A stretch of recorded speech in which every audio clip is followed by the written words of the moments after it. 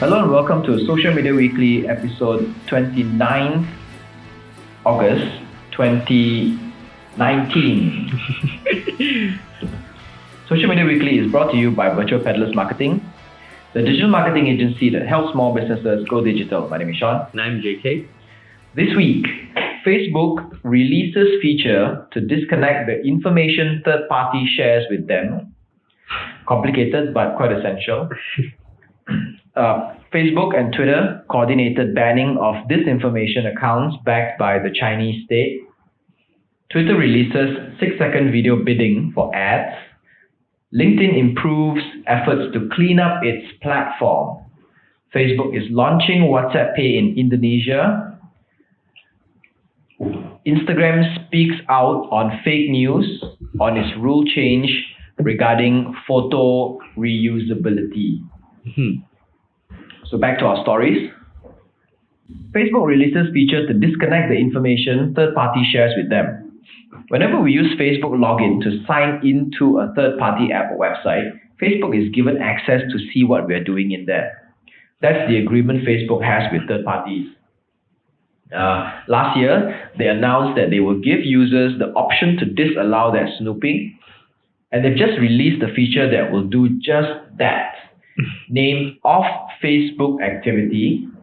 This lets us choose which third-party app or website we can block Facebook's access to. However, Facebook did mention that removing these connections will reduce the accuracy of ads being served to us on their platform. It's okay, good. Okay, the key here is this, right? The number of ads will not decrease. The accuracy and relevance will. So you will still see the same amount of ads being served to you whenever you're using Instagram or Facebook, but the accuracy of ads will decrease, which means that you will get to see more ads that you think has nothing to do with you. Irrelevant ads, so to say. Yeah. Okay. So this feature is actually now available in Ireland, South Korea, and Spain, and it will be released worldwide in stages. So let's explain what this is about first, right? Whenever we log into an app or a website or a free service or a SaaS service or whatever, right? There is an option to create a username and password, and there is an option to log in using your Facebook credentials. So whenever you log in using your Facebook credentials, what happens is that Facebook actually has access on what's going on inside that. They can see to a certain degree what is going on. What do you within use those and what apps. you What you use. Let's say, for example, you allow Spotify. Allow Spotify. Okay.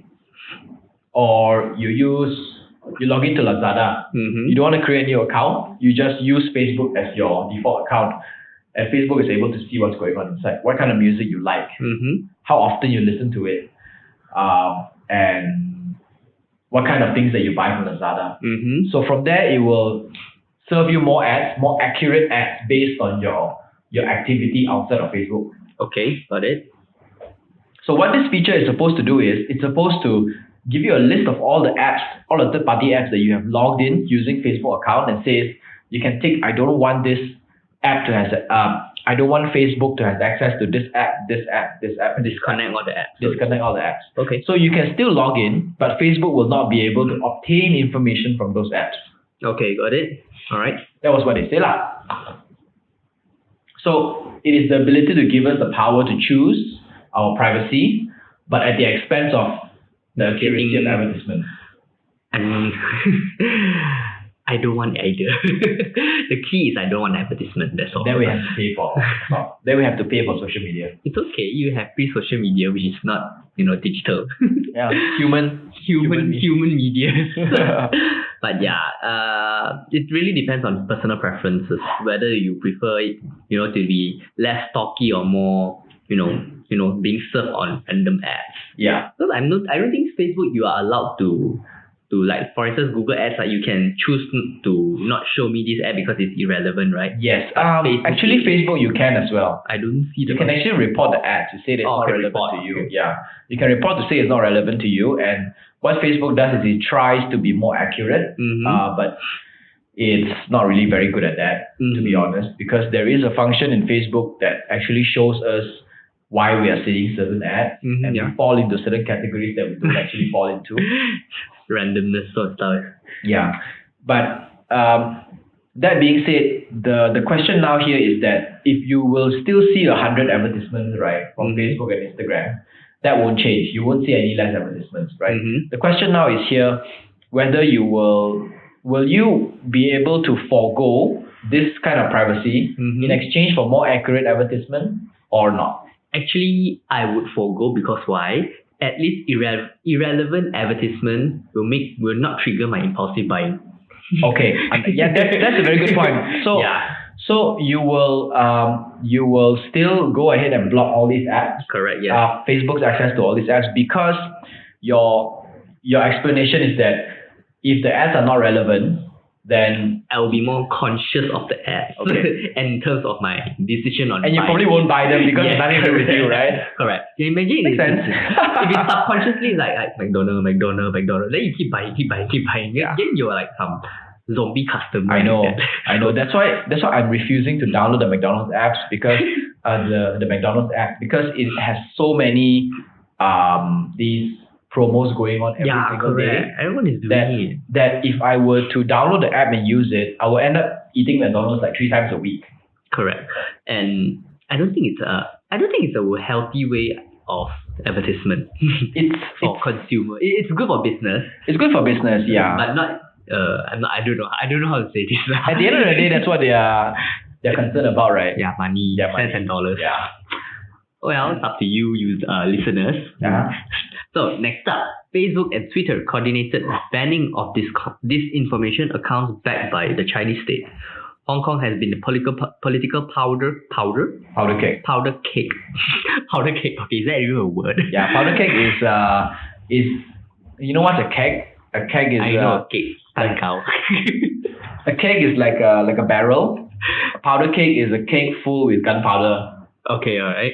So it's like a small little spark and it will explode. Okay. Yeah. Alright. It's a terminology. For many weeks, Okay. Yeah. So protesters continually take to the street to stand against China's interference in their policies and parliament. For the first time, Facebook and Twitter are coordinating their efforts to identify and ban state-owned accounts sowing disinformation on their platforms. Twitter announced that 936 accounts have been identified and banned, and passed on to Facebook, who also took similar actions. This is the first time we see Facebook and Twitter actually working together to share information about the Hong Kong accounts that should be banned because they are spreading disinformation. Usually, social media. Well, I'm not sure if I get this correctly in terms of the historical part of it because I may have missed out on some of these news when, let's say, if social media platforms have worked together before to share all this information, but it seems that this is the first time they're doing it. Okay. Which is quite good because Twitter catches like flags about 900 of them and it passes over to Facebook and says, these are the ones that we flagged. If they happen to also be on Facebook, you can also flag them. Yeah, you can start with this list. Yeah, it's a kind of like a blacklist. It's like a double verified blacklist. Yeah. So from here, right, we can see that by themselves, social media platforms find it very difficult to flag and control disinformation and fake news spreading about, hate speech spreading about. But if they were to start working together, I think there is a way for them to minimize all this. Yeah, to minimize this and work faster, leveraging off each other's resources, work faster and get things done better and properly be able to get ahead of all these fake news. Yeah, then probably the social media will be less, negative and misinformed in a way. Yeah. So it's a good step. It's a good step. I quite like this. Good job, Facebook. Yeah, it's like they say let's set aside our differences and let's start to work together for the greater good. Which is amazing. Something must have changed. Yeah. Well, I think what's changed is that Twitter is the one that gave Facebook the list. If it was the other way around, I don't think Facebook would give Twitter the list. Yeah, I'm too busy settling my own shit. Or Facebook is like, hey, you want the list? You work hard and get your own list. Yeah. Well, I'm just guessing. I'm not sure. I'm not sure it really like the blue, that really is the case. Blue power, suddenly the blue justice has come out. Yeah. Right, next up. Twitter releases 6-second video bidding for ads. This means that marketers can now optimize their video, which are 50 seconds long, to be charged only after it has been viewed for 6 seconds, which is quite similar to YouTube's 5-second bidding option. Twitter says most ad recall happens on the first 3 seconds and almost continue to double at 6 seconds mark. So based on the table, right, Twitter says that ad recall is at about 20% on the first 3 seconds of the video, and it extends all the way to about 40-ish% on 6 seconds.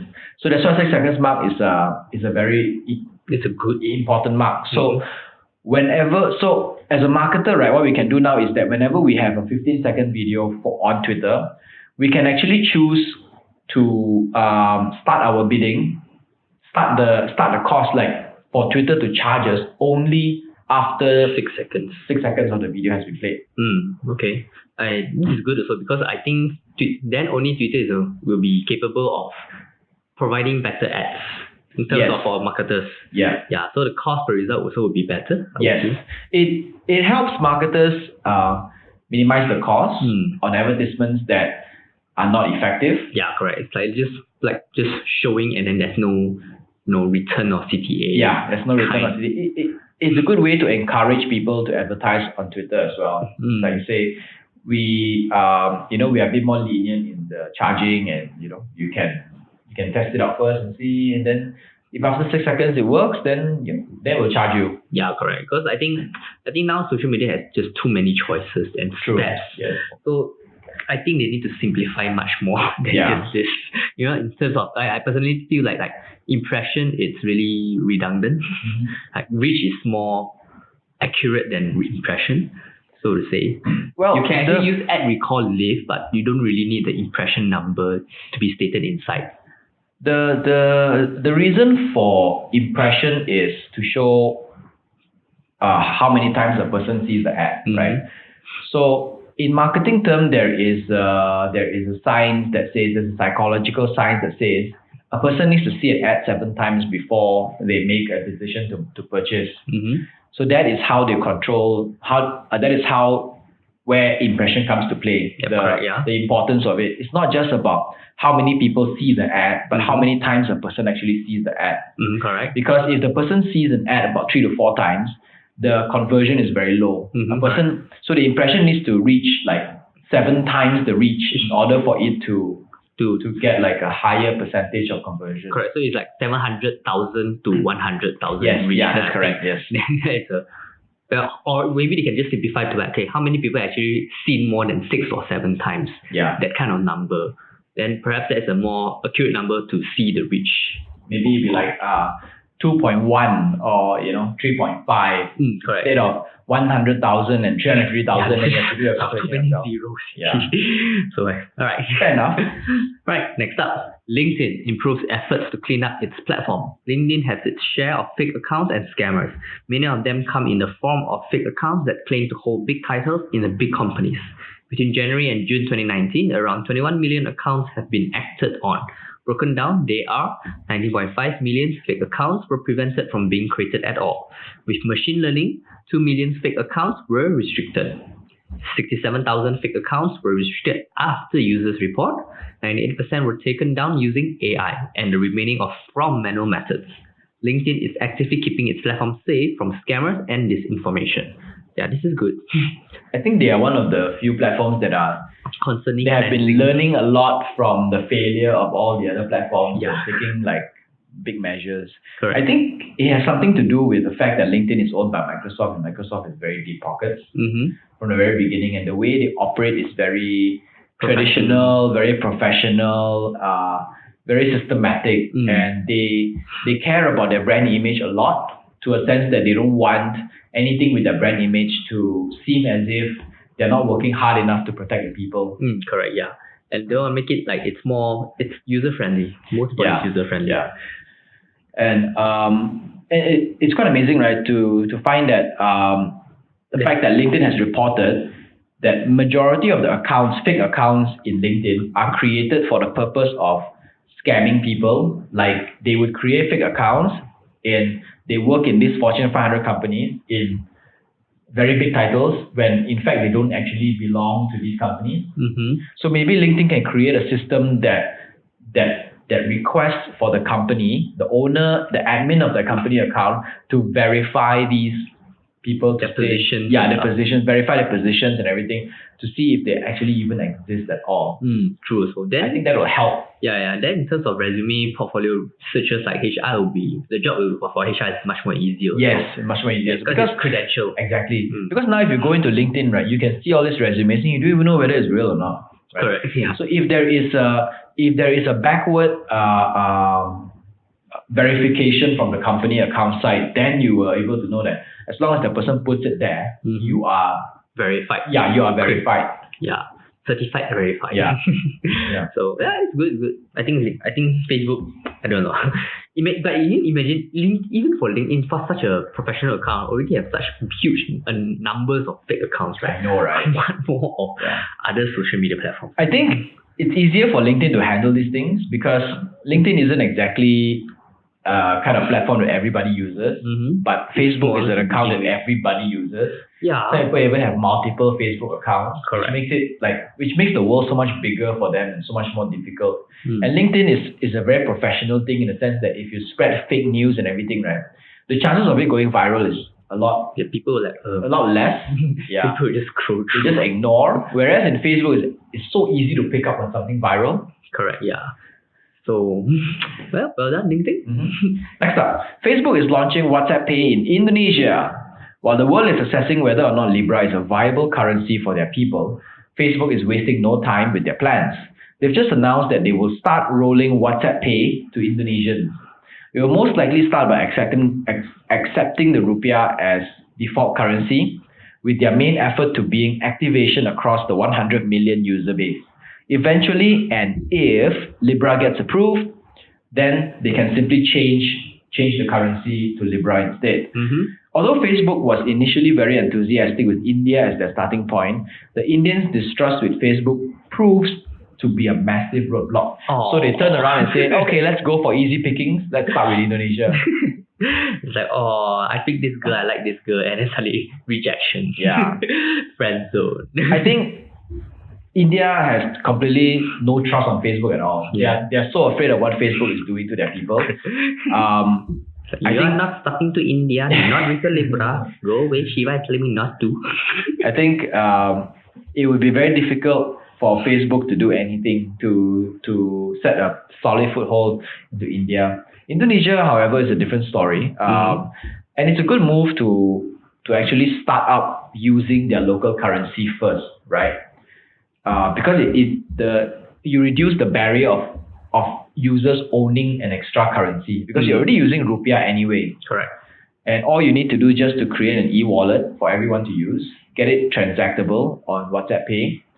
And WhatsApp is the number one chat app in these parts of the world anyway. Southeast Asia. Yeah, Southeast Asia. Like with all the three chat apps that they have, two of the chat apps are very majorly used. WhatsApp is majorly used in Malaysia, Singapore, Indonesia, Facebook Messenger, Thailand also. Facebook Messenger is used primarily a lot in India and Nepal and Bangladesh. So they already have two of them. And because these apps, the technology will essentially be the same in the future, just a different colored icon. At the end of the day, they can just put both together. You just change the name like Messenger app or WhatsApp. Messenger Pay or WhatsApp Pay. That's all in one. Yeah, then it becomes all in one. Yeah, all right, it's good. But we'll see. Next up, Instagram speaks out on fake news on its rule change regarding photo reusability. There has been a big news going around social media last week. It was apparently Instagram's new rule stating that it can reuse all photos uploaded by us. This post was a classic chainmail tactic used during the email days. It asked people to copy and paste the content onto their accounts. In order to raise awareness, this change has gotten so much traction that even verified users were doing it. The gist of the content is as follows. Instagram will have the rights to use our photos and messages, even those deleted from our accounts.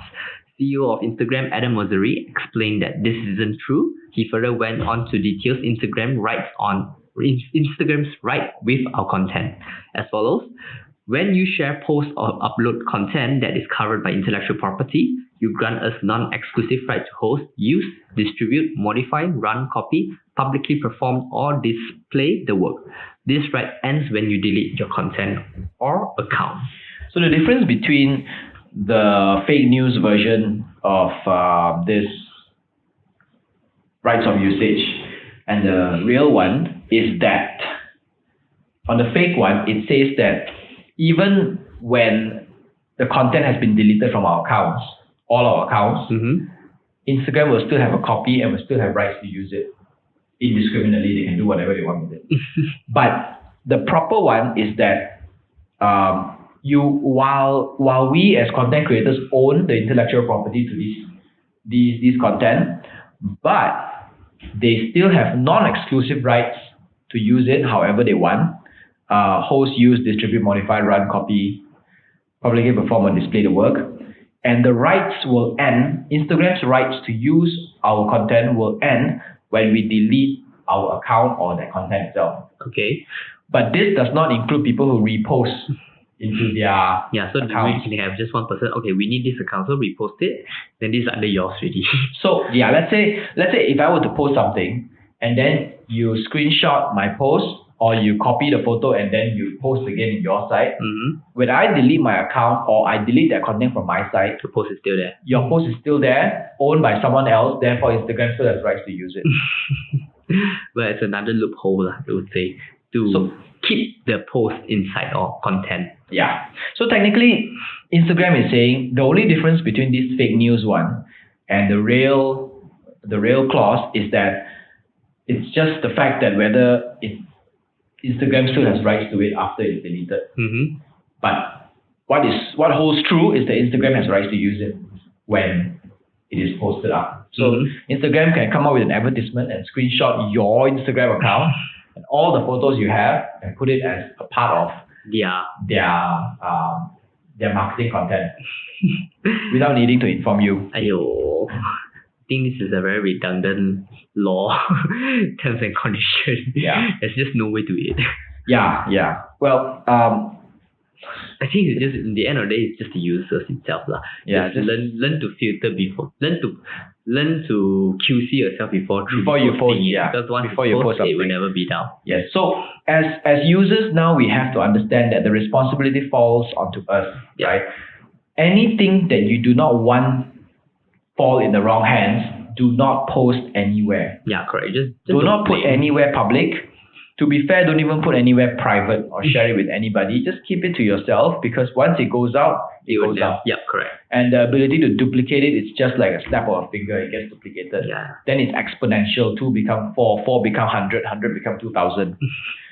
So just to be safe, we need to practice proper filtration of our content. Then I guess we'll be fine. Correct. Yeah, I think the most important thing for users is a strong brand awareness on how users should really, QC their profile, their pictures and content. Yeah. Like you said. Yeah. So at least people knows, okay, to think twice before they really post it out. Not just randomly post. Don't just randomly post. Let's say you do a drunk posting and then the next morning oh my god, I posted the wrong stuff. Let me take it back again. Oh no, it's gone viral. How Instagram has it's all Instagram's fault now. It's all Instagram's fault. Actually, it isn't. It's yours to begin with. Yeah. So, yep. All right. So that's all for Social Media Weekly this week. We do not have a Quora query because we just came back from a conference just yesterday or 2 days ago. So we were quite busy post-conference. We hopefully will come back with more Quora query information, more Quora query content next week. So that's all for this week. Social Media Weekly podcast is available on Anchor FM, Google Podcasts, Apple Podcasts, Spotify, and more. Our full videos are available on YouTube and we post bits and clips on Instagram and Facebook. This is Social Media Weekly episode 29th August 2019. My name is Sean. And I'm JK. Bye. Sayonara.